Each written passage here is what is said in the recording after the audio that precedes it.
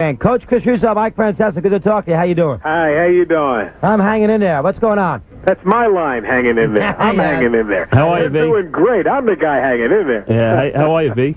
I'm hanging in there. Yeah. You know, you've been busy, though. You've been doing all the games, the NIT games. You've been up in ESPN, so you're really going out, going to attack this thing, and you've been all over the place. You're staying busy. We know, Chris, when you do get facing what I'm facing, you really find out the things that are important to you, the things you really love, and I can't deny it. It's I have a passion for basketball, which I guess I've always known about, but at a point in my life it was became quote a business, but it's not. I'm back to when I was that 5-6-year-old kid chasing my dad around at St. Nicholas of Tolentine, the Bronx, after games, and I love the game so much that I have to. I'm not well. I don't feel well sometimes. The pain's great, but every Monday morning I get up and I say I got to go telestrate. I got to go watch some hoops, and I just love watching basketball. Jimmy, is this was this something that was discussed, or you just let it take its basically come as it does as far as the publicity? It seems that you've become very, very open about this, a lot more open than a lot of people would be. Yeah, well, Mike, I think I went through a period of 3 to 4 months of it's a very private battle, and I really didn't have a lot to say, which I know sounds strange for someone who always has something to say. Yep. But I really didn't have a lot to say as I was trying to deal with this myself. It's not easy to say the words. I mean, I'll be with people. People have trouble saying the word cancer. People have trouble talking about death.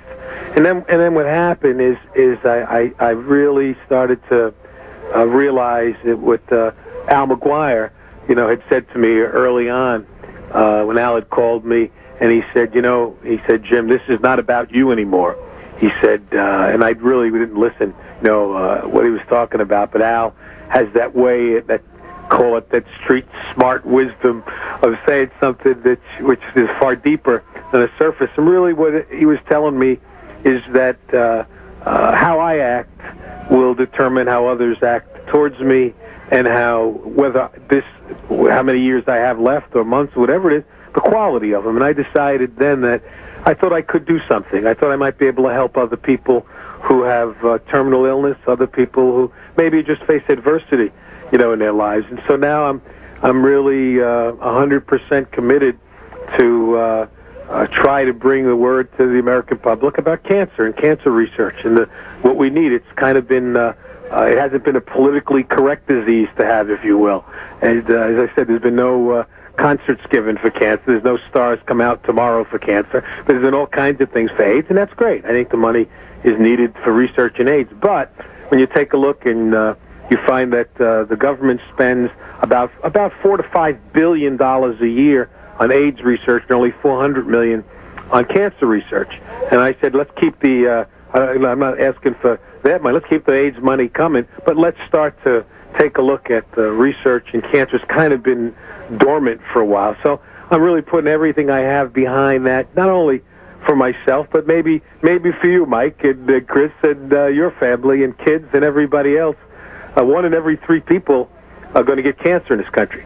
And so if there's any chance that I can do something to increase the chances of people surviving, then I'm going to use the whatever talents I have and certainly the visibility you get in television and other media. So that's why I'm talking about it. I want to be out front, and I'd like to start to, and that's just starting. I've got some plans in the next, I think, 6 months. You'll see we're going to start some things to try to raise money for cancer research, and I'm going to try to just help, if I can, a cancer patient. I talk to a lot of people who are in the same boat I am, and believe me, it's not easy to get up every day and knowing that it's maybe one day closer to, I'll be telestrating up in the sky. Who knows? So, but you got to keep a good attitude. You got to laugh. You got to love a little bit, and I don't think I ever took myself too seriously. So now I'm taking each day very seriously. You know, Jimmy, you're a guy, and as people in the sporting community know, a guy who probably has put people at ease and been able to deal with groups as far as the media or press conferences, NCAA tournament time, as well as any coach who's ever come down the pike. But it's hard. It's hard for me and Dog sitting here right now. It's hard for someone who walks up to you because you don't know to take it and be joking about it, to be you don't want to say something that goes across the line. It's very difficult to deal with someone because you don't know when you're going to be funny, be insensitive, how that person feels that day. It's very tough. You're right. That's why people you find probably are very standoffish because they just don't want to. They don't want in any way. Not only they want to be sensitive to your plight, and they don't want to say something that is in any way construed wrong or is wrong. Yeah. Well put, Mike. I understand. I'm trying as best I can to put you all at ease and everybody around me to know that one thing I'll always like is a good laugh. Yep. And I certainly want people. What I want people to do more than anything is I want them to care. Not just care about me, but to care again. I think that's the one great thing about athletics.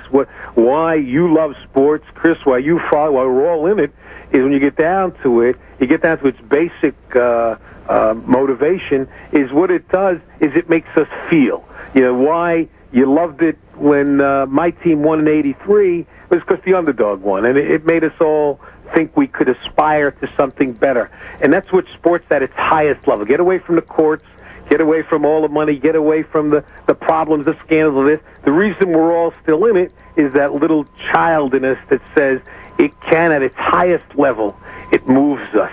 It makes us feel. It makes our emotions to a point. That's what sports does better than anything. And so that's what I'm all about again, and that's what I like people to still feel about me. I'd like to make people still laugh. I'd like you to think, touch your emotions a little bit. I want you to care. And as I say, not just about me, but about you and about your life. That's why I started this little club. It's my cancer team. It's called Victories. And I give these cards out. I'll have to send you a couple. And on the back of the card, it says that I want you to be a member. You got to do 4 things. Number 1, you have to say each day, Jimmy V, you're going to make it. I need as much help as possible. Number 2, you got to say it out loud. All right. Number 3, you got to ask God each day to help me out a little bit. But number 4 is you've got to do something for yourself each day, whether it's mentally, physically, spiritually, to ensure for yourself and your family and your loved ones that you're going to be healthier. And if that means stop smoking, then you better stop smoking. If it's watch that. But I care right now. I can't tell you how I feel. That's how I feel about everybody. And, hey, I'm the guy now. I run through an airport. I see somebody smoking. I go over, tap them on the shoulder, and tell them, hi, I'm Jim Valvano. I've got cancer. I don't think you should smoke. There's got to be somebody who's going to care very much whether you make it or not, and then leave. And that's what but when you see me, the same smart aleck remarks you always make, you should still keep making. Right. And I'm no different, but I just would like people to care a lot about themselves, their loved ones, and the things that are important. So I'll give you one more, Vita. It was 2 years ago in Indianapolis. I think it was on a Friday night. You and I were walking down the street after the workouts, the public workouts, and we were walking back to the hotel. And I was doing and we were talking. I said, V, you're one of the best after-dinner speakers that I've seen. And I started doing a lot and getting a lot of people asking me to give speeches and stuff. And I said, give me a little advice. I said, because you're one of the best. Al McGuire and you are 2 of the best I'd ever seen at it. And you said to me, 3 words, and it's ones that I'll never forget, and I've tried to utilize. And you said, Mike, make them laugh, make them cry, and then make them think. That's it. And I will never forget that. You're good. That made a big impact, V, because you hasn't worked yet. That's exactly how I try to live my life. Every day is to laugh, to think, and to cry. And if you just think about that for a second. If you can each day, laugh, and every day spend some time in thought to improve yourself and what you do for a living and every other way, and then get your emotions to the point you're on the verge of tears, that's one heck of a day. And so that's why I always felt that was my job when someone hired me to give a speech. If I could make them do those 3 things, then I could sit down and feel I've done a good job. And that's what I'm trying to do each day in my life. And so I'm not only impressed, I'm flattered that you remember that, because that's one of the most important concepts to me about living.